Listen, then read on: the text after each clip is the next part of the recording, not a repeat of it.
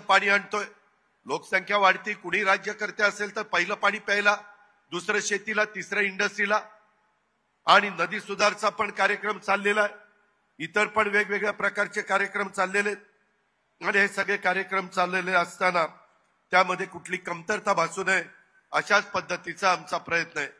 आता महेशने बोलताना सांगितलं, त्याला काय वाईट वाटलं माझं नाव घ्यायला मला माहिती नाही, परंतु अख्ख्या पिंपरी चिंचवडला माहिती आहे. 92 ला मी तुमचा खासदार झालो, 92 ते 2017 कुणी पिंपरी चिंचवड सुधारवला? 25 वर्ष झाली. प्रत्येक गोष्ट मी तिथं लक्ष देऊन करत असतो. आणि या इमारती अधिकाऱ्यांना विचारा, कितीदा बसत असतो, कितीदा चर्चा करत असतो, मार्ग काढत असतो. शेवटी आपण युतीमध्ये आहोत. ज्यांनी चांगलं केलं त्याला चांगलं म्हणायला शिका. एवढं काही कंजूसपणा दाखवू नका. मी तरी दिलदार आहे, ज्याने केलंय त्याला मी त्याचं क्रेडिट देत असतो. आयुक्तालय मला वाटतं 15 ऑगस्ट 2018 मुख्यमंत्री त्यावेळेस होते, त्यांनी केलं आणि आयुक्तालयाची बिल्डिंग आता त्या ठिकाणी होते. त्या बिल्डिंगला चोबे कितीदा बसलो आपण, कितीदा प्रयत्न केला. त्याच्यामुळं हे पिंपरी चिंचवड हे आपल्या सर्वांचं आहे. इथं सगळ्या सुविधा नीट मिळाल्या पाहिजेत.